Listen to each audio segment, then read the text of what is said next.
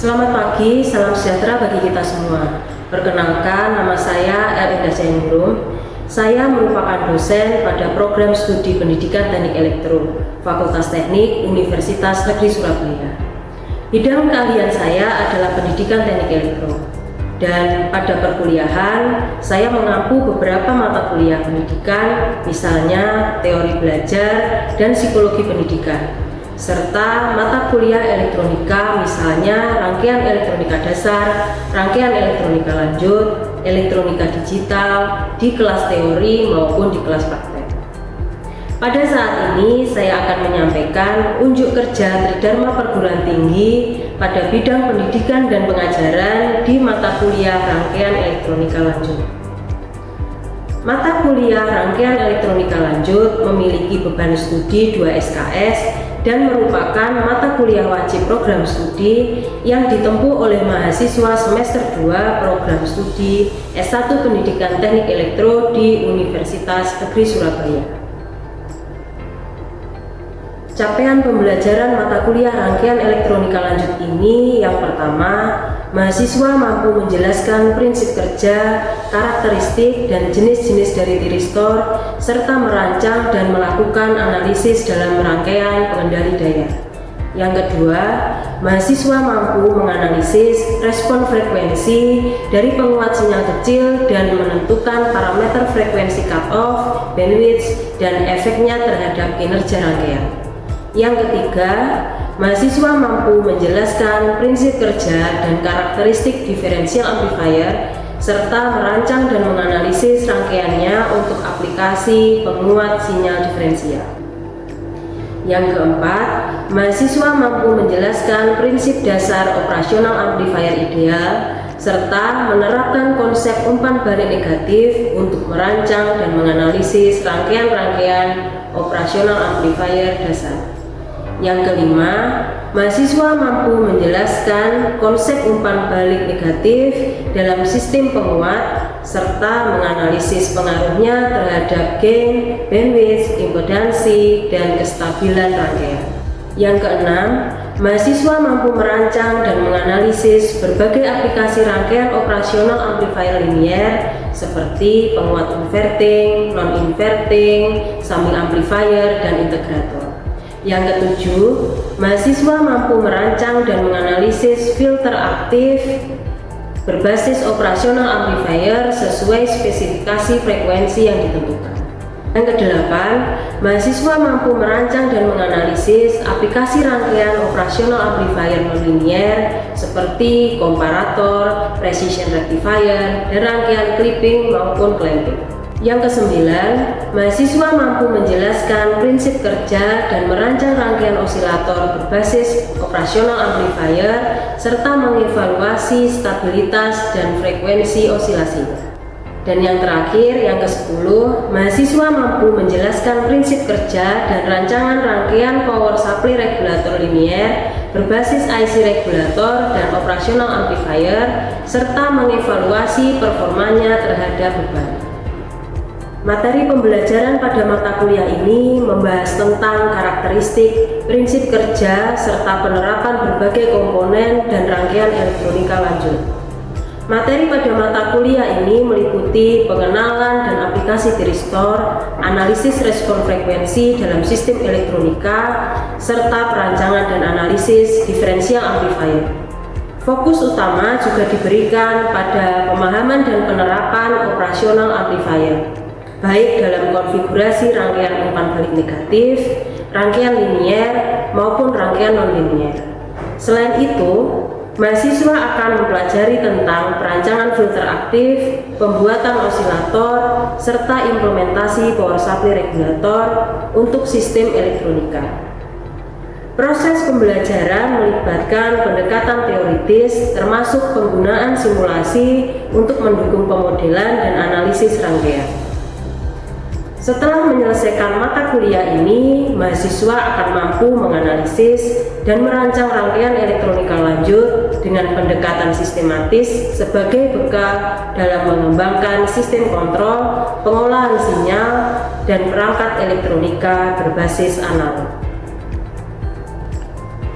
Sistem pembelajaran mata kuliah ini dilaksanakan melalui kombinasi pembelajaran sinkronus dan asinkronus. Mode sinkronus dilakukan secara tatap muka langsung di kelas sesuai jadwal kuliah untuk penyampaian materi inti, diskusi, latihan soal, serta bimbingan dalam menganalisis dan merancang rangkaian. Sedangkan mode asinkronus difasilitasi melalui LMS UNESA, yaitu memuat materi pendukung berupa modul, video, tautan referensi, tugas individu ataupun kelompok, forum diskusi, dan pelaporan hasil simulasi. Gabungan kedua mode ini dirancang agar pembelajaran tetap fleksibel namun terarah, memungkinkan mahasiswa untuk memperdalam pemahaman materi di luar kelas, sekaligus mendapatkan arahan langsung saat tatap muka. Pembelajaran asinkronus juga memberikan ruang bagi mahasiswa untuk mengulang materi dan mengerjakan simulasi secara mandiri dalam waktu yang lebih fleksibel sesuai target pembelajaran mingguan. Metode pembelajaran pada mata kuliah ini mengacu pada pendekatan student centered learning yang terintegrasi dengan model case method. Pada saat sinkronus, dosen menyampaikan materi inti, kemudian mengarahkan mahasiswa untuk melakukan analisis dan menyelesaikan kasus nyata yang terkait dengan penerapan materi tersebut. Mahasiswa dibagi ke dalam kelompok kecil untuk berdiskusi, mengidentifikasi masalah, menyusun solusi desain rangkaian, dan mempresentasikan analisisnya secara terbuka di kelas. Sementara itu, dalam pembelajaran asinkronus, mahasiswa mengakses materi pendukung melalui LMS, mengerjakan latihan mandiri berbasis studi kasus lanjutan, melakukan simulasi rangkaian menggunakan software, serta menyusun laporan perancangan sebagai respon terhadap studi kasus yang diberikan. Model case method membantu mahasiswa membangun keterampilan berpikir kritis dan pemecahan masalah, karena mereka harus merancang dan mengevaluasi solusi teknis yang tepat berdasarkan kondisi spesifik yang ditentukan dalam kasus. Pendekatan ini tidak hanya meningkatkan pemahaman konsep teoritis, tetapi juga melatih keterampilan praktis dan komunikasi teknis mahasiswa dalam konteks pembelajaran yang aktif, kolaboratif, dan relevan dengan dunia kerja. Interaksi antara dosen dan mahasiswa dilakukan secara aktif melalui sesi tatap muka di kelas, diskusi kelompok, tanya jawab, dan bimbingan simulasi rangkaian. Dosen berperan sebagai fasilitator yang memandu mahasiswa dalam menganalisis konsep, menyusun strategi penyelesaian masalah, dan mengevaluasi hasil desain dan simulasi. Interaksi tersebut juga diperkuat melalui LMS untuk mengumpulkan tugas, umpan balik, dan penyampaian materi tambahan. Mahasiswa didorong untuk aktif bertanya, berdiskusi, dan mempresentasikan hasil kerjanya baik secara individu maupun kelompok. Penilaian pada mata kuliah ini dilakukan secara komprehensif dan berkelanjutan untuk mengukur aspek kognitif, psikomotorik, dan afektif mahasiswa. Penilaian tersebut terbagi menjadi penilaian aktivitas partisipasi dengan bobot 35%, unjuk kerja individu maupun kelompok dengan bobot 32,5%, dan tes pada saat ujian subsumatif dan ujian sumatif dengan bobot 32,5%. Berikut merupakan video proses pembelajaran mata kuliah rangkaian elektronika lanjut di pertemuan kedua. Dengan capaian pembelajaran mata kuliah, mahasiswa mampu menjelaskan prinsip kerja, karakteristik, dan jenis-jenis tiristor, serta merancang dan melakukan analisis dalam rangkaian pengendali daya. Selamat menyaksikan. Selamat siang. Gimana kabarnya? Masih ceria nggak? Masih ceria sekali ya. Untuk ketua kelas atau PJ mata kuliahnya bisa bikin doa dulu. salah satu atau ketua kelasnya? Sebelum memulai mata kuliah pada siang hari ini, baiknya kita berdoa terlebih dahulu. Berdoa dalam hati mulai. Berdoa tidak pernah selesai. Hari ini kita di pertemuan kedua ya. Tegang kalian. Habis kuliah apa? Kok tegangnya tegang nggak sampai masa ya? Programan komputer. Siang sambil menunggu ketua kelasnya. Ini tugas kuis minggu lalu, tolong dibagikan ke temannya. Semoga termotivasi ya dengan hasil kuis minggu lalu ya. Bagus-bagus kok nilainya, 70, 75, 90 gitu. Jadi capaian pembelajarannya kita masih melanjutkan dari pertemuan pertama minggu lalu. Hanya kita beda sub capaian pembelajaran. Kalau minggu lalu kalian mengenal tentang karakteristik dari tiristor, nah di pertemuan kedua ini kalian belajar merancang juga menganalisis dari rancangan kalian. Di-scan dulu untuk presensi hari ini. Kalau kalian berhasil presensi, kalian langsung masuk ke Google Drive.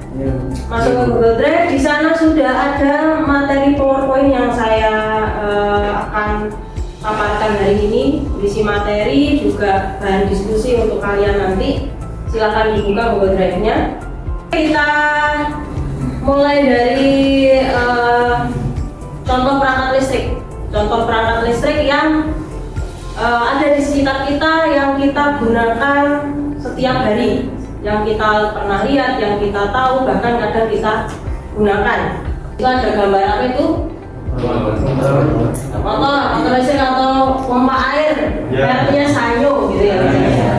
Terus sama lagi? Laptop kali ya itu ya. Terus ada pemanas ruangan, ada pemanas suryanya, penerangan jalan ya, PCU ya itu ya. Nah, semua perangkat-perangkat ini yang saya contohkan dan perangkat-perangkat listrik lainnya bergantung pada satu hal penting: bagaimana daya listrik dikendalikan dan disesuaikan dengan kebutuhan. Jadi semua perangkat-perangkat listrik yang ada di sekitar kita pasti butuh supply, butuh tegangan. Besar tegangannya pun beragam. Besar tegangannya, besar arusnya beragam. Minggu lalu kita sudah diskusi tentang karakteristik dari komponen-komponen penyusun pengendali daya. Salah satunya ada tiristor. Tiristor sendiri dia tersusun dari 4 lapis atau 4 layer. 4 lapis, 4 layer. Dia terbentuk dari bahan semikonduktor. Lapisannya, tumpukan lapisannya berupa PN junction. Makanya tiristor itu ada yang menyebutkan sebagai PN dioda. Tiristor, PN dioda, PN junction itu sama. Nah, komponen tiristor yang sudah kita pelajari minggu lalu, contohnya ada apa saja? Pertanyaan yang pertama, silakan. Ada SCR, ya. ada dia, ada triak. Ya, yang sudah kita bahas, contoh tiristor itu ada SCR, ada dia, ada triak. Ya, kita sudah belajar juga. Nah, hari ini kita akan melangkah lebih jauh lagi untuk merancang juga menganalisis rangkaian pengendali daya untuk beban DC maupun beban AC. Sehingga nantinya harapannya ya kalian tidak hanya akan bisa membuat rangkaian itu lebih efisien dan juga aman, tapi juga untuk menghadapi tantangan kebutuhan industri yang membutuhkan pengendali daya yang lebih presisi. Gitu. Nah, sekarang yang menjadi pertanyaan, kenapa sih kalian tuh harus peduli dan bersemangat untuk materi hari ini? Seorang engineer yang mampu merancang rangkaian pengendali daya bukan hanya dicari, tetapi sangat dibutuhkan. keterampilannya bisa jadi akan membuka pintu untuk berbagai peluang karir di bidang teknik elektro sendiri, di bidang mekatronika, di bidang riset maupun pengembangan teknologi di masa depan. Nah, quote kita hari ini kita belajar dan esok kita ciptakan solusi di dunia nyata. Itu quote-nya, ya. Itu quote-nya. Nah, setelah minggu lalu kita tahu tentang karakteristik dari tiristor, ada SCR, ada diap, ada triad. Nah, hari ini kita lebih perdalam lagi ke jenis-jenis rangkaiannya. Bagaimana si komponen itu bisa kita rangkai menjadi rangkaian pengendali daya. Nah, yang pertama di sini saya tampilkan ada SCR crowbar. Apa itu SCR crowbar? Merupakan rangkaian SCR yang berfungsi untuk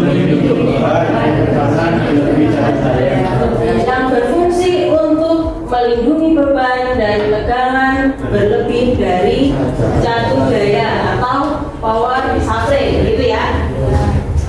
Nah, rangkaian pelindung SCR di sini bisa berupa rangkaian SCR crowbar, bisa juga berupa sekring, bisa juga berupa pembatas arus. Nah, di sini sudah saya tampilkan contoh rangkaian dari SCR crowbar. Nah, kalian bisa buka Google Drive kalian, di sana kan ada e-book ya, e-book. Nah, itu bukunya Malvino, itu kamusnya anak elektronika. Nah, di gambar 13-17 dalam kondisi ideal, besar tegangan VCC akan bernilai kurang dari tegangan maksimal dioda Zener yang terpasang. Nah, SCR itu kan dia kalau disimbolkan maupun komponen aslinya dia punya 3 kaki, gitu kan? Nah, apa saja nama 3 kakinya? Ini pertanyaan kedua, coba siapa yang bisa merespon pertanyaan kedua? Ya, silakan. Saya tuh punya 3 kaki. Yang pertama itu gate anoda sama katoda. Ya, oke, bagus ya. Jadi ada 3 ya, gate, anoda, dan katoda.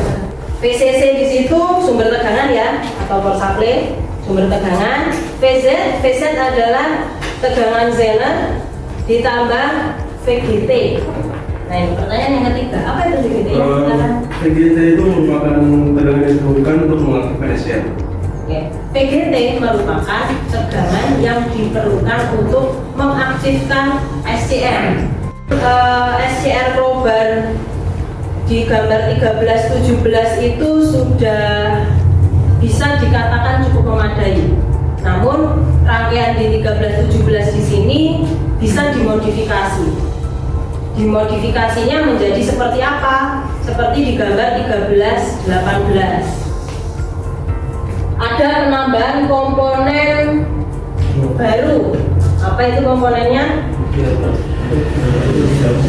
Dioda ada. Terus ini apa ini komponen utamanya?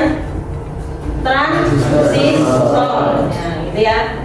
Jadi selain dari yang sudah saya jelaskan sebelumnya, ada rangkaian lain yang bisa digunakan sebagai pelindung SCR, yaitu dengan penambahan penguat transistor. Karena di sini ada Zener ya tadi ya. Nah, Zener itu dia kan punya karakteristik kerja sendiri kan ya. Dia punya tegangan keni sendiri atau tegangan aktif sendiri. Nah, tegangan aktif pada Zener kan berada pada kondisi breakdown. Nah, kalau digambarkan grafiknya, kalau kalian ingat di dioda maupun di dioda biasa ya, dan di dioda Zener itu kan gambarnya melengkung gini kan ya, melengkung naik gini.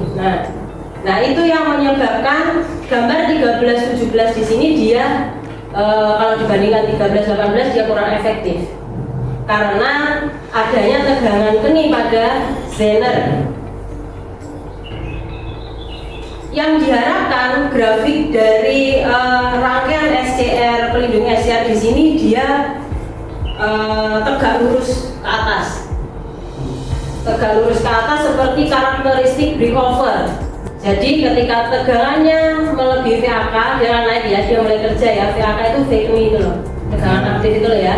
Kemudian mencapai VB mencapai VB, kemudian dia akan bergerak cepat sepanjang garis merah ini menuju IH, dan dia akan bekerja terus naik ke atas besar arusnya.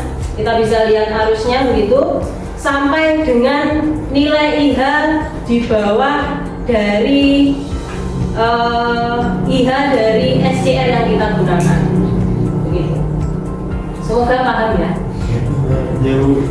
Dari tegangan kerja dioda zener di sini bisa mengakibatkan tegangan dari supply atau power supply di sini menjadi sangat tinggi atau terjadi lonjakan tegangan sebelum SCR itu benar-benar menyala. Dioda ini berperannya kapan sih? Ya, silakan. Diodanya itu berperan ketika terjadi peningkatan tegangan di basis emitter transistor. Ya. Jenis rangkaian lain tadi sudah kita menggunakan IC prober ya tadi ya. Kemudian ditambah transistor. Nah ini ada yang lebih efektif lagi, yaitu dengan menambahkan IC penguat. Nah di sini ada sumber tegangan 20 volt begitu ya. Kemudian di sini ada pengaturnya berupa potensiometer, ada R1, R3, ada dioda zener 10 volt di sini, ada SCR di sini ada beban. Nah, prinsip kerja dari IC penguat di sini dia sebagai komparator. Komparator itu mengkomparasikan. Komparasi itu kalau di bahasa Indonesia kan membandingkan. IC penguat yang kita gunakan di sini dia kan punya input positif dan input negatif. Jadi nanti dia membandingkan besar tegangan yang ada di kaki positif dan besar tegangan di kaki negatifnya. Lebih besar mana? Dan itu nanti akan menentukan outputnya yang menjadi pemicu gate pada SCR. Ada lagi yang lebih sederhana dari rangkaian pelindung SCR menggunakan IC penguat, gitu ya. Ada lagi menggunakan IC crowbar. Jadi, nah untuk seri IC crowbar macam-macam ya. Di sini saya contohkan ada RCA SK 9345 gitu ya. Yang 9345 untuk melindungi supply 5 volt, 9346 untuk melindungi 12 volt, 9347 untuk 15 volt gitu ya. Jika dalam rangkaian ini, dalam rangkaian pelindung SCR di sini ada SK, kita gunakan SK 9345 ya untuk melindungi supply 5 volt. Maka analisis rangkaiannya akan seperti apa? Silakan kalian diskusi. Datasheetnya sudah ada di Google Drive, silakan kalian buka di sana. 9345 ya. Kalian analisis dari datasheetnya. Coba dijelaskan bagaimana kalau kita menggunakan SK 9345 dalam rangkaian SCR ini. Coba perwakilannya. Respon. Iya, silakan. Jadi dalam analisis SK 9345 itu IC-nya akan melindungi beban dengan supply sebesar 5 volt seperti yang ada pada PPT. Kemudian berdasarkan datasheetnya yang ada, SK 9345 itu bekerja pada tegangan 6,6 volt dan toleransinya sebesar 0,2 volt. Jadi dapat diartikan IC tersebut bekerja di antara tegangan 6,4 volt hingga tegangan 6,8 volt. Ya, berarti dari tegangan 6,6 volt dikurangi dengan toleransinya 0,2 volt dan ditambah dengan toleransinya. Ya, gitu ya. Sudah ada lagi tambahan? Sudah. Oke, sudah. Terima kasih. Nah, itu tadi ya, itu tadi macam-macam rangkaian dari SCR. Sudah banyak saya contohkan macam-macam rangkaian dari SCR. Sekarang silakan kalian membentuk kelompok.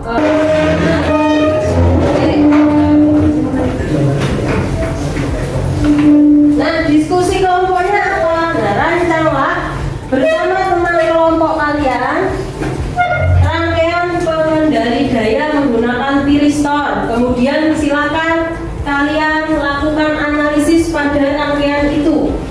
Silakan dijelaskan ke teman-temannya kelompok yang lain hasil diskusinya dari rancangan maupun analisis yang sudah kalian diskusikan dalam kelompok. Silakan Kalau butuh spidol, ini ada spidol, kalau di sana ada. Oke, sudah. Silakan dari kelompoknya dijelaskan bagaimana dari hasil diskusinya, rancangannya itu seperti apa. Silakan. Baik teman-teman, di sini saya mau menjelaskan tentang rangkaian pengendali daya yang sudah digambar oleh teman saya. Nah, pada rangkaian ini tegangan AC yang diberikan pada rangkaian SFC akan digunakan untuk mengontrol arus beban yang besar. Ya, mungkin bisa dijelaskan theta yang digambarkan itu maksudnya. Theta, oke, di gambar grafik itu ya, Ya. grafik prinsip kerja dari rangkaian yang sudah dirancang. Di situ ada theta. Oke, theta itu apa sih? Gitu. Silakan. Dijawab ya Mbak. Theta itu sudut penyalaan, ditunjukkan sebagai theta fire. Sudut antara awal dan akhir konduksi disebut sudut konduksi, ditunjukkan sebagai theta. Ya, jadi theta itu adalah sudutnya. Jadi ada dua macam sudut, sudut penyalaan dan sudut konduksi. Ada dua ya, ada dua macam. Kelompok satu kembali ke tempat, close dulu di kelompok satu.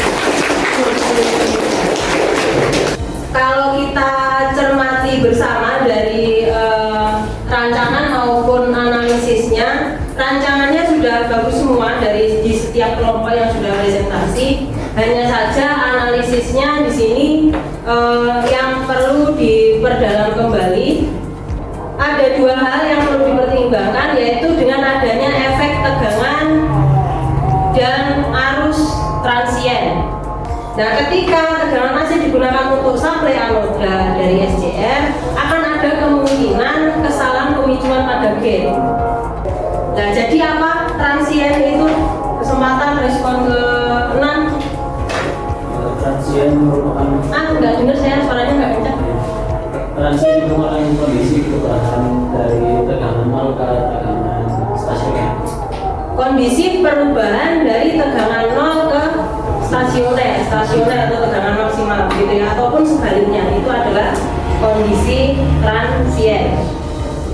Nah, untuk menghindari adanya efek transien tadi untuk tegangan ya, untuk tegangan kita bisa menambahkan rangkaian snubber RC. Kita simpulkan bersama. Nah, sekarang coba sih dari kalian yang bisa menyimpulkan simpulan pertama, ya silakan. Kesimpulan menurut saya itu rangkaian pelindung SCR ini dapat berupa SCR crowbar, cycling maupun rangkaian pembatas arus. Ya, oke. Simpulan yang pertama, rangkaian pelindung SCR bisa berupa SCR crowbar, bisa berupa sekring, bisa berupa rangkaian pembatas arus. Simpulan yang pertama. Simpulan yang kedua, ada yang bisa? Ya, silakan. Dari yang penjelasan tadi, yaitu SCR dapat digunakan sebagai rangkaian kendali sudut fasa. SCR bisa digunakan sebagai rangkaian pengendali sudut fasa. Oke. Ada lagi barangkali simpulan yang ketiga? Ya, silakan. Untuk kesimpulan yang ketiga, efek tegangan dan arus transien dapat dikurangi dengan menggunakan rangkaian snubber RC dan penambahan induktor pada rangkaian. Oke, kita sudah bisa simpulkan bersama. Kita aplaus dulu untuk kelas kita hari ini. Saya rasa untuk materi hari ini sudah cukup ya, sudah cukup. Kita ketemu lagi minggu depan. Minggu depan silakan kalian pelajari tentang respon frekuensi. Kalian lihat di buku utama kalian yang ada di Google Drive itu terkait respon frekuensi, silakan dibaca-baca dulu. Kemudian untuk tindak lanjut dari materi yang hari ini kalian pelajari, kalian kan masing-masing kelompok punya rancangan kan ya tadi ya. Silahkan rancangannya dibuat di simulasi. Di software simulasi kalian mau Proteus, Multisim, bebas lah ya, mau software online lah boleh ya. Kalian simulasikan, kemudian kalian analisis dari hasil simulasinya, terus buat laporan kelompok kalian kumpulkan minggu. Gitu ya. Oke, gitu. Saya akhiri kelas hari ini. Selamat siang.